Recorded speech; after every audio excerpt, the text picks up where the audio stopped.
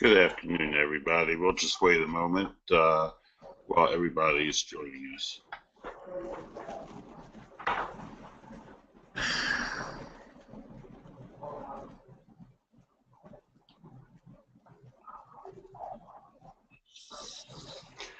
Okay, I'd like to begin now. Just want to thank everybody for joining us for this webinar. I'm Jerry Miller, Executive Director of the Evolution Institute. The Institute was founded to address quality of life issues from the perspective of the one unifying science that's grounded in our biological and social histories. We believe that when this is linked with the proximate sciences, we have a powerful approach to understand and develop strategies that can improve human lives. We have three approaches to this. We call it think, say, and do.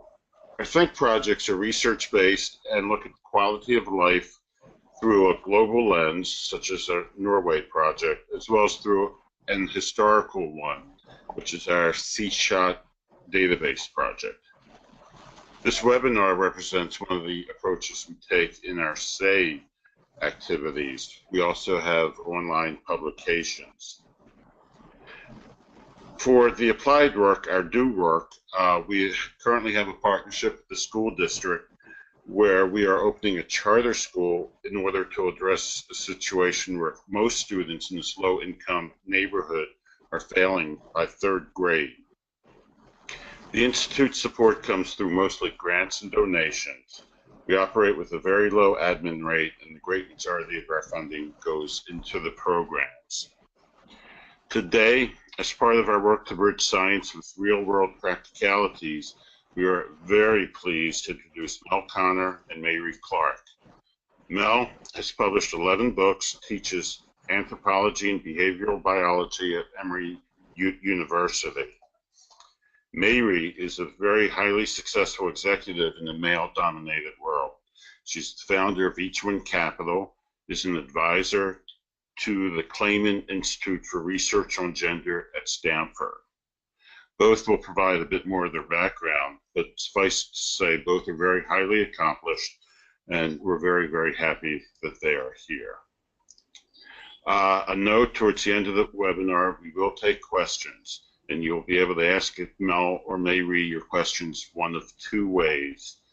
On the control panel, there's a little icon marked question, and you can write your question there. Or you can click on the hand icon on the control panel, and that would raise your hand. And the administrator will then unmute your mic, and you can ask your question. After this is over, we are recording the webinar, and we'll email you a link to the recording of the webinar later this week. So without further ado, I will turn this over to Melvin Konner. Thank you. Thanks so much, Jerry. Happy summer solstice, everyone, at least everyone north of the equator. I hope the weather's as good where you are as it is here in Atlanta. It's an honor for me to be part of the Evolution Institute webinar series, and especially to have someone of the distinction of Mayree Clark in the field of finance and being interested enough to spend time talking about my book and this subject with me. Let me proceed with a slideshow that I hope will be 20 minutes or less.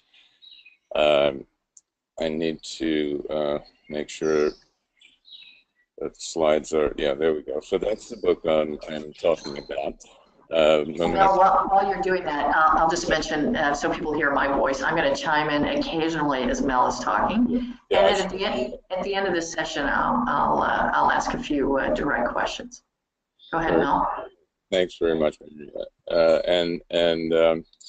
this is one of my great prizes that I got for the book. It's a kudo in a review by Louise Lamphere, who is considered one of the founders of feminist cultural anthropology.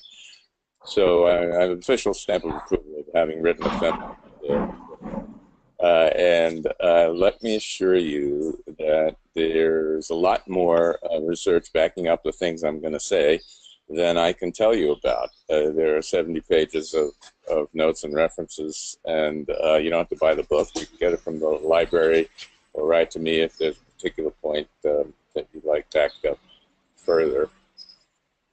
Also, just want this quote to be up front. It's important to understand that the similarities between men's and women's brains are much greater than any differences.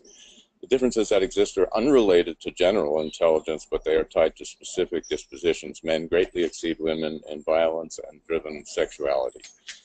And also, you might say exploitative sexuality. Driven sexuality is, you know, I need it, I gotta have it, no matter what. I'll pay for it if necessary. I'll hurt somebody if necessary. That's much more characteristic of men than of women, although it's only characteristic of a small number of men to go to those extremes. And I'm going to follow the chapter outline of the book and this talk. So, Stronger Than All Besides is a quote from Elizabeth Cady Stanton, the great co-founder of women's suffrage movement. And this 1869 speech is actually a magnificent one. You can find it online easily. One of the earliest, one of the earlier women's suffrage conventions. She says all these arguments, which she goes through a litany of all the things that men have done to screw up the world while men have been running it.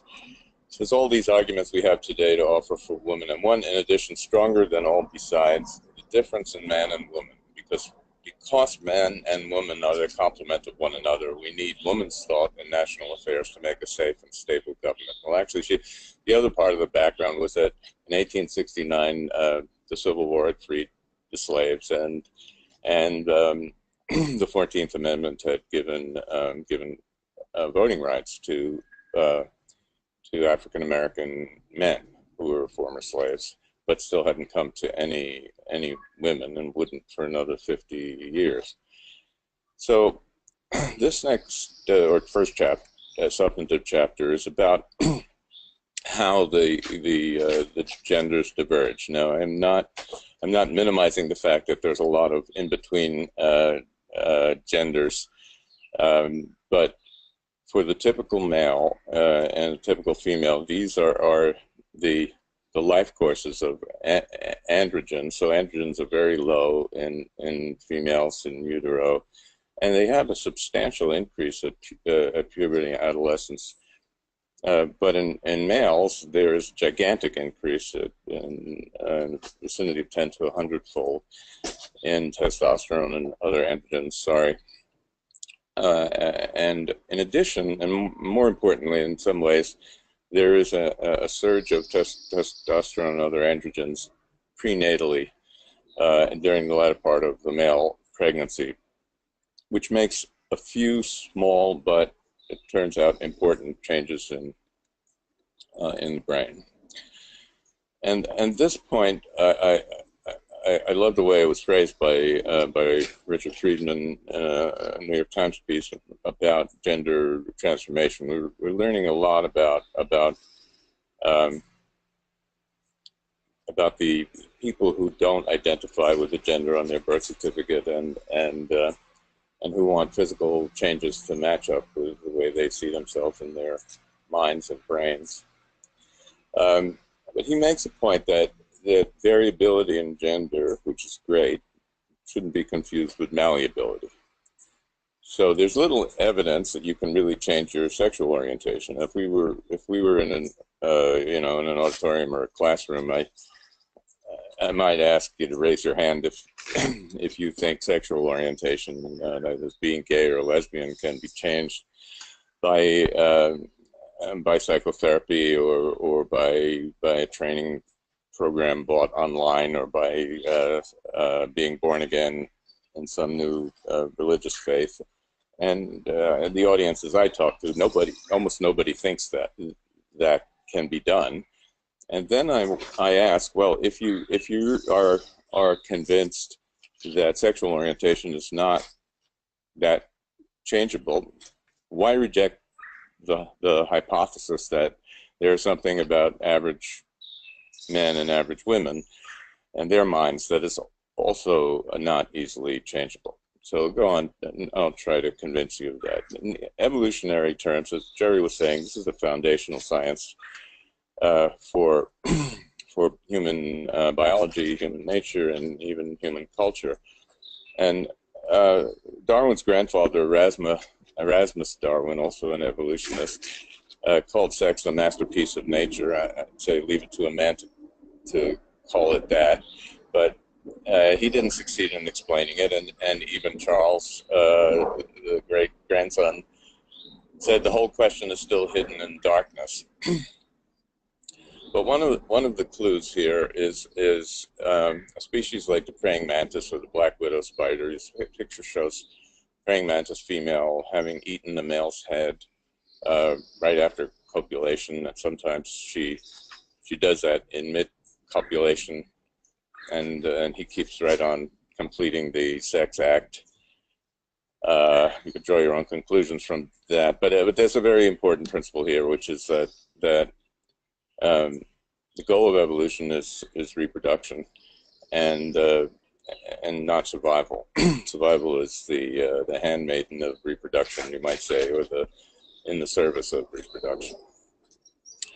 One of the things that Darwin did contribute is the concept of sexual selection, which he mentioned in this casual way in The Origin of Species in 1859, and then went on to write a whole book about sexual selection in 1872, one or two. And what this adds up to is the idea that choice of mates by males, choice of females by males, choice of males by females is a very important driving force in evolution that's separate from survival. Here you see this is a couple of illustrations from Darwin's book, Sexual Selection and the Descent of Man. It happens to be the Yiddish language translation, but these are the original illustrations. And this hummingbird has a very maladaptive feather extension in the males. Makes it harder to avoid predation, but so much more attractive to females that females are choosing that over the eons, just like with peacock feathers, and creating a gender difference as a result. In this next slide, you see a chameleon species in which what has been selected for is not beauty but weaponry, and males do get into conflict over females, and in species like these two, you're seeing quite big differences between males and females. If you have, oh, and here's another case. So one of these birds in this pair does a lot more fighting. In fact, over the other one. That's the larger one, more colorful one on the right. And this seems like Darwin's typical case, except it's not. It's the reverse. The female is on the right in this picture. The female cassowary is much bigger than the male. And she's about the size of a person. And she has a harem of males. She does lay eggs, but then ignores them after that. The male spends months incubating eggs, 9 months after hatching, taking care of the chicks by himself. And she has a whole bunch of these males, and she's very well adapted to fight other females in order to get to males, because that's the way it's arranged in that species.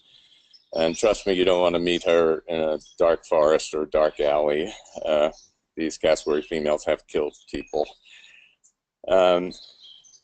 So this is quite different from a species in which the male and female are almost identical in appearance, and those tend to be the pair bonding species. Those are some birds and some mammals that are pair bonding.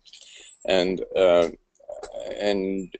sometimes it's hard to tell the difference between males and females. If you look at humans, this is a couple I know who, at their engagement party, they were high school sweethearts. They both got married to other people. Both of them happened to be physicians. After more than half a century, they both became widowed and found each other again and got married at age 90 or so. And there's a couple of things that are illustrated here. One is that there is a average size difference between males and females, and difference in appearance. And human males do have different distribution of body hair and upper body muscle and so on. But it's modest compared to some of the other species I mentioned, and the formation of a pair bond through whatever mechanism is very important in humans, like in other pair bonding species. This chart shows how comparative behaviorists and evolutionary biologists think about pair bonding versus tournament species. So these are different mating strategies. Most mammals are over here. Tournament means a species where the males are competing intensely for females, and there are some males who win out and others who lose out, and there ends up being a significant difference between males and females.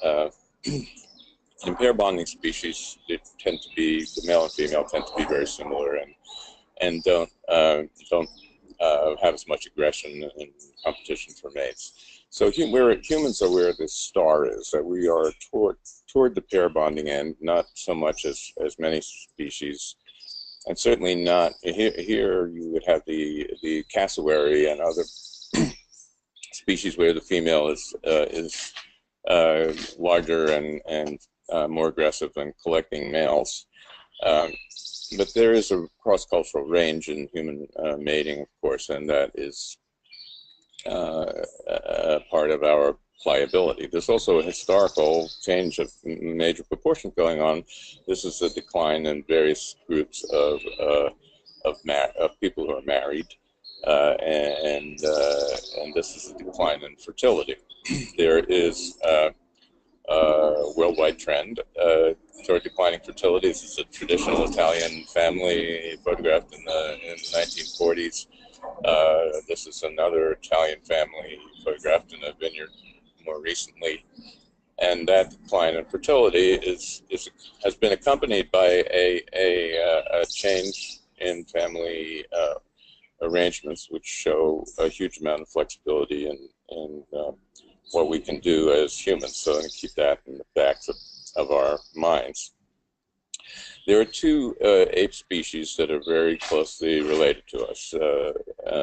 One is the common chimpanzee, which is highly socialized, complex behavior, extreme male dominance, and also assaults and killing, including male assaults on females. The other, equally closely related to us, is the bonobo, which also is highly social and has complex behavior, but much, much less, very little aggression. Female coalitions, which appear to keep a lid on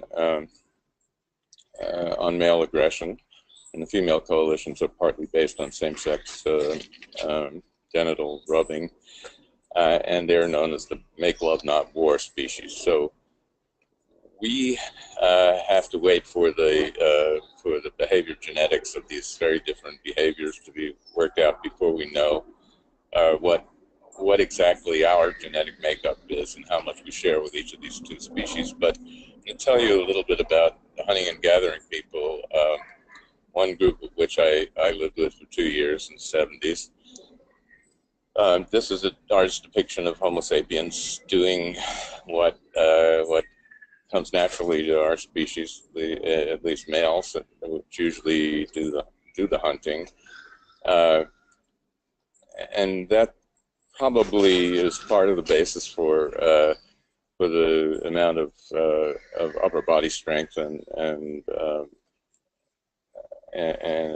greater size in human males compared to females. But it's important to know that in hunting and gathering societies, women's voices are heard. And so you have a small group of people sitting around the fire at night making all the major decisions for the band, where to go next, what marriages to arrange, or what illnesses have happened and what to do about them, and many other things. And women are always there. I wouldn't say that men have no desire to get rid of them, but they just can't, because it's a small face-to-face society and women are able to make contributions. This changed about 12 to 14,000 years ago, mostly with the evolution of agriculture and the settling down of populations with greatly increased population density. And in those societies, men's groups reached a critical mass where women could be excluded, and that was the beginning of defining the public space as separate from the private space, the public space controlled by men, and the private space, women relegated to the private space. In addition, the frequency and importance of war increased, and wherever war is very important, male dominance becomes easier and more possible. And that is characteristic of all the so-called civilizations of the ancient world. And when you read the Bible or the Iliad or the Mahabharata or other classics of ancient civilizations, you'll see that they all have not only did some of them build pyramids, but they are pyramids of power. And the top half of the pyramid, in this case, is completely male, except for consorts of the powerful men and the women that they collect around them. And in this 18th century painting, you see Solomon greeting Sheba. And this quotation, Solomon had 700 wives and 300 concubines, very common among the despots of all continents in the ancient world, for the men at the top, not just one, but a number of men at the top, to accumulate numerous wives in a system called polygyny, and well known to anthropologists. And it's obvious that women are subordinated in this kind of system, but the women actually are not the biggest losers. The biggest losers are the men who get nothing in terms of reproductive success and mating opportunities, and no opportunity to marry or become spear fodder in the wars conducted by the big important guys. So with this background, you end up with a set of male behaviors that we can think of as partly genetically determined. And so there's a gene for this, reading the sports page, and a gene for spitting and sitting on the john reading. And I hope you're laughing because that's a joke. There's a gene for the testis determining factor and a few other important genes on the Y chromosome, but there are no genes for all these kinds of behaviors. However, let's look at the actual chromosomal difference. You have an X chromosome, which women have 2 of, and then you have these unfortunate individuals like me, who like 49% of all humans, have this rather pathetic-looking accompanying sex chromosome called the Y chromosome. And this is what I call the X chromosome deficiency syndrome, which affects 49% of humans and is found everywhere. And the mechanisms include testosterone poisoning as well as the unprotected X chromosome. Like I said, I hope you're laughing, but there are serious consequences, like the inability to become pregnant, higher mortality at all ages, a shorter lifespan, high-risk behavior, tendency to violence, driven or exploitative sexuality, premature hair loss, and much more X-linked or sex-linked genetic disease. So let's turn to what's happening now and what can happen in the future. I like to emphasize Malala Yousafzai's work. Here's a Forbes article from 2 years ago where reporting on how she was getting all A's in high school, but by that time she had already won the Nobel Peace Prize. And she's depicted here spreading the gospel of education to people very different from her throughout the world. And of course, girls lag behind boys in the developing world in access to education, and that is the most powerful thing you can do to aid development in the developing world is to educate girls. If you educate a girl, studies show she'll have fewer children who are healthier, she'll earn more in her lifetime, she'll be less likely to be abused by her husband or male partner. She will live longer herself, and amazingly enough, her husband will be in better health and live longer. All those things take a little time after you've educated the girl as much as you can, but that is a tremendously good investment. And in this chapter, I just talked about movements that are changing the role of women. We're not getting Elizabeth Cady Stanton on the 20. We're getting another woman, Harriet Tubman, of course, and that's a great stride forward. This was the class, the entering class of 2013 of a record number of women in the Senate, 20 women, and that looks like it's a very small minority, but if you look at the trend over time, when it was one in 1985 or two, and you have what looks like possibly an exponential increase. Even in this year's election, which was obviously in many ways a setback for women, one woman was added to the number, so we have 21 women in the Senate now. And last night, the person that I was supporting for the special congressional election in the 6th Georgia district lost, but he lost to a woman, so that represented, and not the woman I would have wanted, but it represents an increase in the number of women in Congress last night. If you look at the Fortune 500 CEOs, it really looks pathetic. You have this tiny little percentage, 5%, that are women. But if you change the scale of the y-axis on the graph, it kind of looks like it might be a takeoff. Also, I can't predict the future of that. I want to hear what Mayree has to say about that for sure. But what I do see is, although you have this small percentage at the very top, the base increases. The base, the board seats are about 20% women now.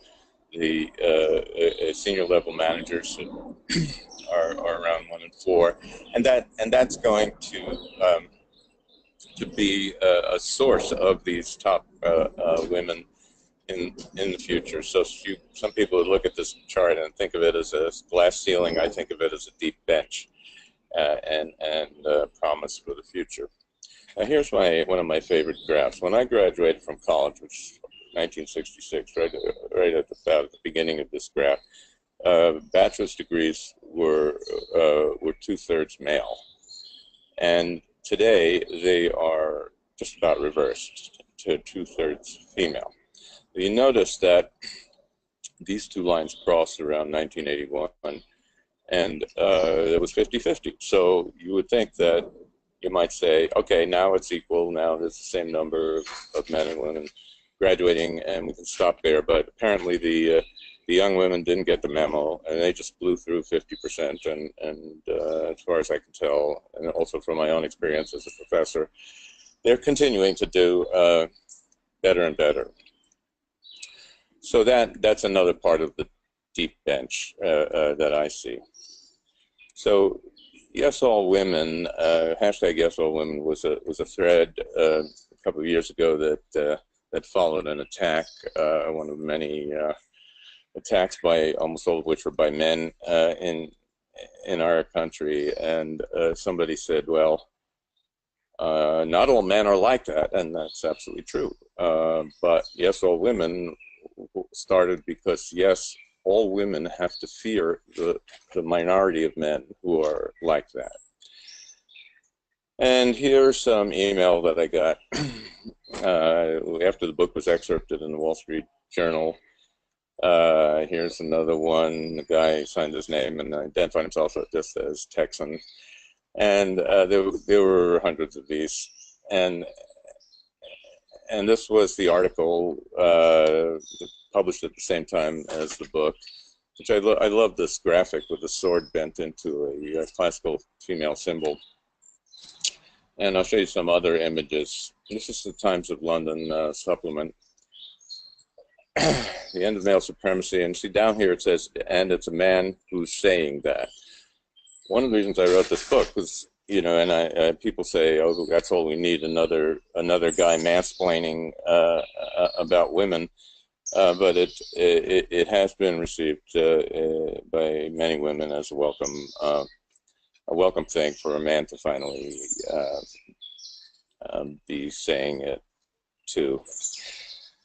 This is another graphic that I like of those are all women pulling down the male idol, and that's from the Emory Bulletin, woman breaking through at the beginning of the race. And I also got email like this one. Tammy Caputi gave me permission to use this. The book has given me renewed hope that this hideous situation does not have to continue forever. So Tammy runs her own business. She has 3 daughters who she's raising to be strong and positive women, and she has begun entering politics by running for the state legislature. So just to finish up, these are 3 of the most powerful women in the world. I think we're going to see a lot more women like them. And this is an interesting contrast. You see these images, which we're going to continue to see in a New York Times, on a New York Times page, right next to this one. And I think we're going to see a lot more of this one, of this kind of image, which is a woman, the first woman ever elected president of Taiwan.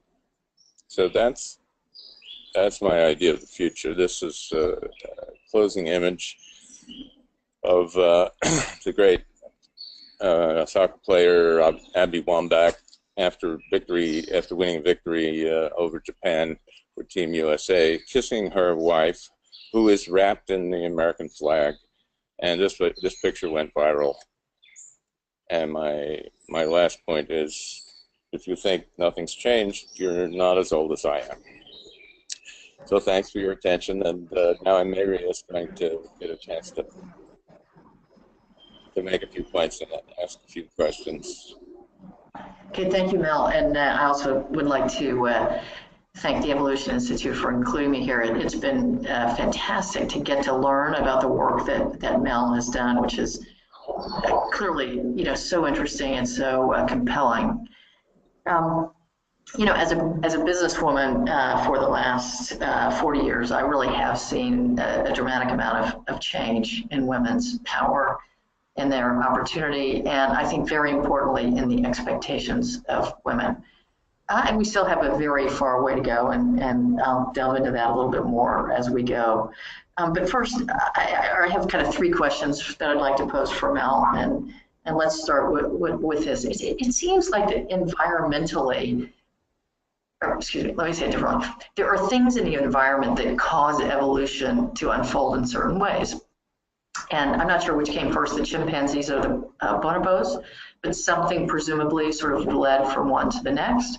And similarly, something in the environment led from hunters and gatherers to civilization. This notion that in a hunter and gathering environment, women were more equal, and then as we got a more civilized, quote unquote, civilized environment, men became more dominant. So I'm curious for you to talk a little bit more about those environmental triggers and also to try to identify what is the environmental trigger that's leading us in the direction that we appear to be going now.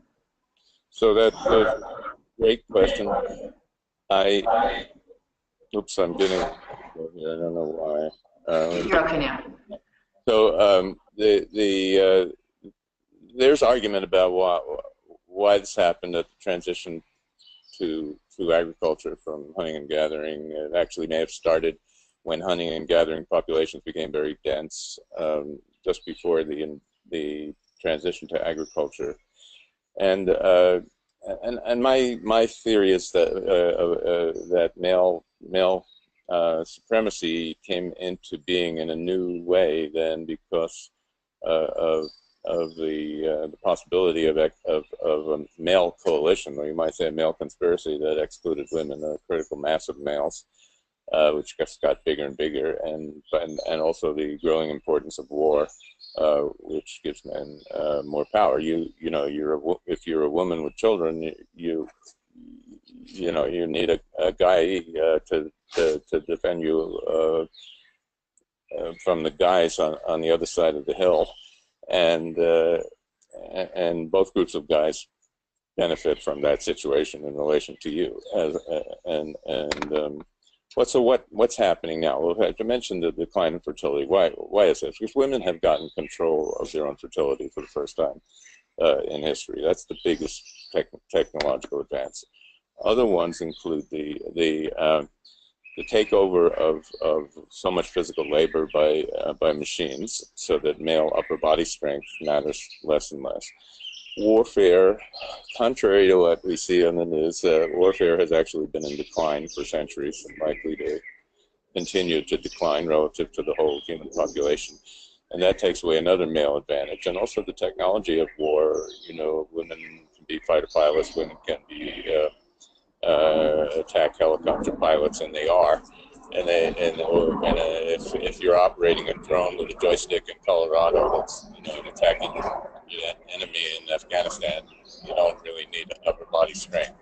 So those are all changes that I think are irreversible at this point. And then you and I also talked about, you used a wonderful term, Mayree, which is virtuous circle.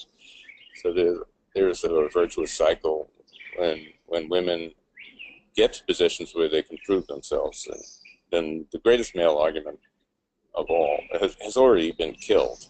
The worst and most prominent male argument for male supremacy has been women can't do it. And now we know that that's just false.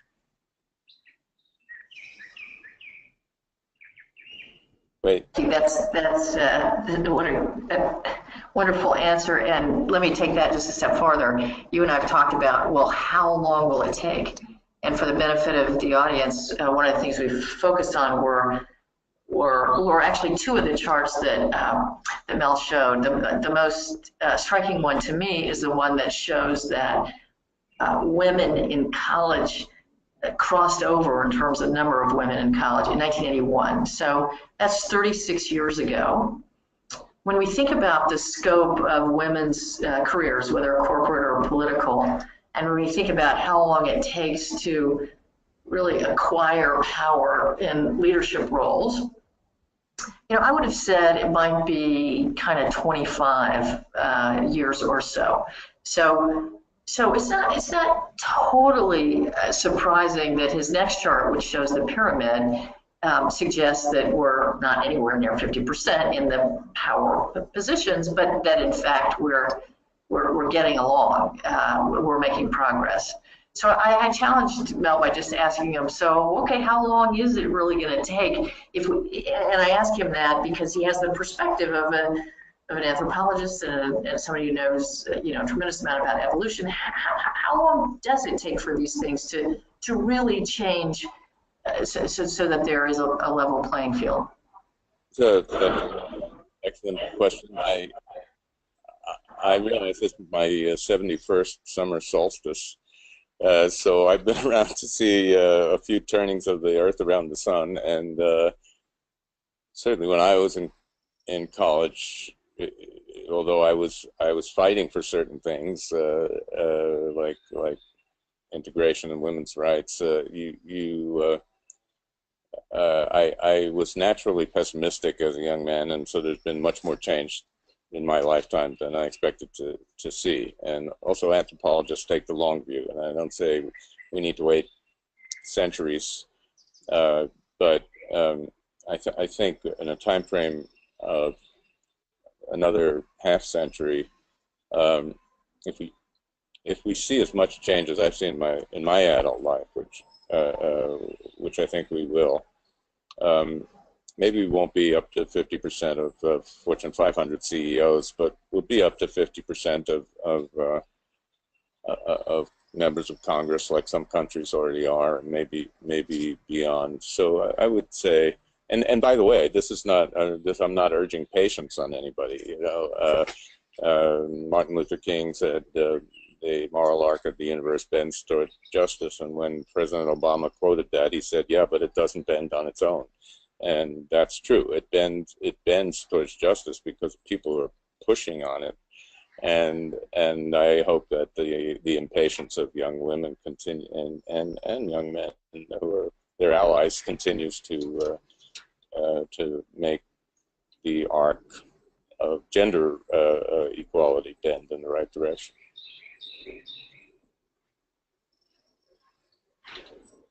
So I want to ask one more question, and then I think we should open it up to questions from the audience. And I've given you a preview of the question, but I think as a woman, one of the things I've experienced is as an argument that men make about why women can't as opposed to women can, is that you know, unlike androgens, which appear to be, which are thought to be, I think, fairly constant, that women's hormones change both monthly, you know, for younger women, and then there's a major change that occurs as women get older. And women are accused of being emotional, of being difficult to work with, you know, a whole host of things that are problematic from a teamwork or leadership point of view. And men are not thought to have those kinds of issues. And so I think a big component of your argument is that men suffer from an impulse towards both sex and violence, and that causes them potentially to be less effective day to day in the kind of settings we're in. But this notion about what happens to women's hormones, it could run counter to that. So can you talk about the balance between those two ideas? Sure. Another great question, Mayree. You know, one of the ironies of the real facts of biology, as I tried to lay them out, is that it's men who are the more emotional sex and the ones who are more affected by hormone fluctuations. Just we don't think of the impulse control issues, of the distractibility by sex drives, which I see all the time in my students. The boys are distracted by the women who are not distracted by the boys. They're focusing on their work, and that's why they're graduating from college in greater numbers. There was one study many years ago of a great feminist sociologist, Alice Rossi, who actually included young men, in a comparison with young women, was looking at cyclical fluctuations in women's behavior. And one of the things that they found out was men had just as much fluctuation in mood, but not predictably. And women had their mood fluctuations a little more predictably. Weekends made much more of a difference in their mood and behavior than the monthly cycle, but they did. And so I always ask my students, would you rather have your airliner or your country piloted by someone who has predictable mood fluctuations because they're cyclical, or someone who has the same mood fluctuations but completely unpredictable? And so that's sort of a no-brainer. But really the proof has been in the pudding, and so women can do it. But another thing we talked about is what happens when women want to be mothers. First of all, it's important to recognize that not all women want that, and now they don't. And now women have a choice about it, but they should also have a choice in favor of it if that's what they want. And it shouldn't be a career-ending choice if they're in finance like you, or if they're in academia like me, or medicine, or whatever. And I see, first of all, because women live 5 or 6 years longer than men, I always say, a woman can take off 5 or 6 years and come back more or less with equal time left. But I don't think it should happen that way. I think women should, first of all, I think men should participate a lot more in the care of children, and that workplaces should become the way they are in a number of places in Europe. You have paternal as well as paternity as well as maternity leave, and men get paid time off from work to help take care of children. I don't say that it's going to be an easy transition from thousands of years of doing it one way, but I think attitudes are changing, and I think you pointed out also one conversation we had that the more women there are at the top, the more they are able to understand what goes on in the lives of younger women coming up behind them. So, and to me, that is where the virtuous circle comes from. The more women you have in leadership, both in corporate and political environments, the more you have this sensibility about what needs to be done to level the playing field, and the ability to influence the development of those sorts of changes in convention, so that over time you wind up with something that's more even, more level. And I'd like to emphasize that, I am the mother of 2 boys. I managed to be a mother and work it out from a career point of view, but it also makes me want to see women not arrive at some imbalanced superior position, but instead in a level position, and certainly with the idea that we know from anthropology and other kinds of sociology that diverse groups make much better decisions than non-diverse groups. So again, to me, you sort of want to leave it with balance, right? That's really true, and I think there have been a number of studies that boards of directors that include higher proportions of women, and it just is a different kind of discussion that goes on at board meetings. You would think that corporate decisions are cut and dried, but they're not, and it's like what Elizabeth Cady Stanton said: you need women because women are different, not because they're the same. And I would just say, well, you mentioned your 2 boys, Mayree. I'm sure you, like I, am worried about boys today in certain ways. And women still have girls and women still have a long way to go to equality, but boys are struggling. I have a son and 3 daughters. I have a grandson and a granddaughter, and I'm almost, because of my view of the way the future is going to shake out, I'm almost more worried about the boys now than the girls. So at this point, should we open it up for questions? Jerry? Sure. Yep, we've got 2 questions here now. So Linda said that educating girls is identified by Paul Hawkins in his new book about global warming as the 6th most important factor in human management of climate change. Can you please speak to the role of women in this planetary crisis we're facing?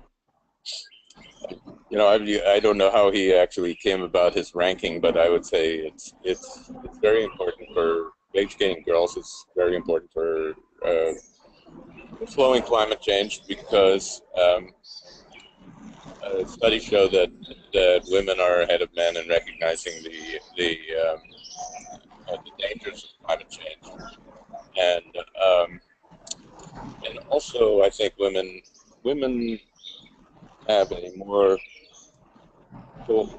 greater tendency to cooperate and collaborate rather than attack and win, and I don't say it's a categorical difference, but it's a difference, and that includes collaborating and cooperating with the environment.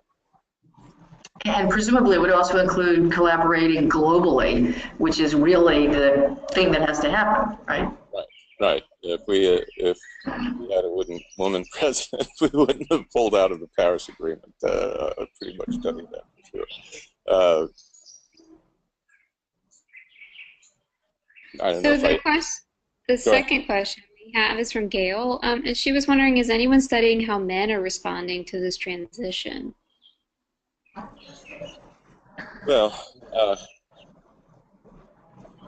don't know about formal studies, but you know, when my book was excerpted in the Wall Street Journal over a weekend, I was away skiing in Montana with my daughter, my youngest daughter, and out of touch for a couple of days. When I finally got cell phone contact and called my wife, she said, "Do you know what's going on?" I said, "What do you mean?" She said, "Well, there have been over 700 nasty comments on the webpage with your article in less than 48 hours, and I'm in this big house all by myself, and I'm kind of worried."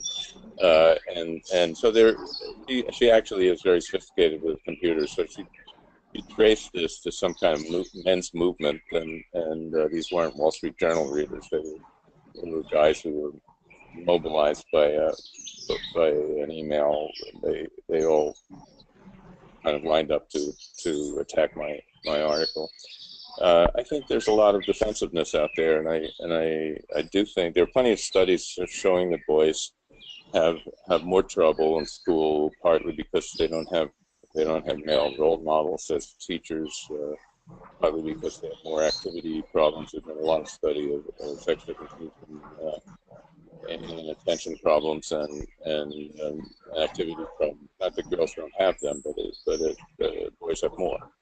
So I think that, you know, I envision a world that's more, not only more equal, but possibly a woman's world more than a man's world in the future, and that means in the lifetimes of my grandchildren. I think that the boys are going to have to do a lot of adapting, and we're going to have to help them. Yeah, anecdotally, I think in the business world there is a broad range of reactions by men, and I think the most progressive companies have worked hard to address the different responses that men have. One of the most effective things that one of the accounting firms did was to have a conference about women and to invite men who had responded most negatively to a survey about women's involvement. And then they also seated the crowd with about a group of men who had responded well.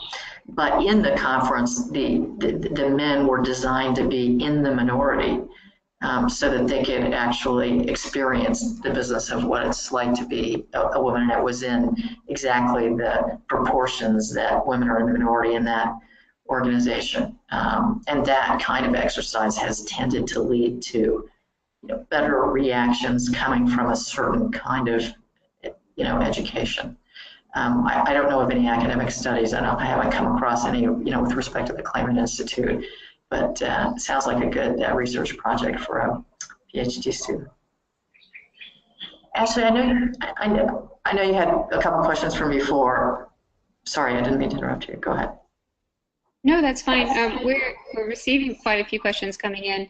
So I just wanted to let everyone know if we're unable to address your question during the webinar right now, Mel and Mayree have been kind enough to agree to answer questions in a written format, and we'll post those on the Evolution Institute and also on Mel's website, and I will send you a link for those things. So we're going to try to sneak in one more question before the webinar is over, and then, like I said, we'll be sure to address your other questions on our website, and I will email you a link for that. So we are going to go with the very last question, which is from Paula. Do you imagine the end of male dominance will also end human dominance hierarchies? And if so or not, are you aware of the anatomy of female dominance hierarchies and just how violent and brutal they can be? Well, yeah, I mean, if I understand the question right, I don't think that either male or female dominance hierarchies will ever go away. I think it's too much a part of human nature. I am aware of not only female women's dominance hierarchies, but conflict and very serious conflict among women. We don't always get cooperation from them. Like Mayree tries to extend to younger women, but yeah, I think all these things are a question of degree. There has always been male competition, but it has and male attempts to dominate women as well as other men, but to different extents in different types of societies, and likewise for women. I think in a world of the future in which women are really equal to men, there will still be women jockeying each other for power and men jockeying with each other for power, and the two sexes leave off their ancient battles and conflicts just because it's especially cultural change, which I think is profound and irreversible, and which is also not going to solve everything, every problem that we have in this life. It's just going to make it better. And I think the world would be a better place for my grandson when women have more power.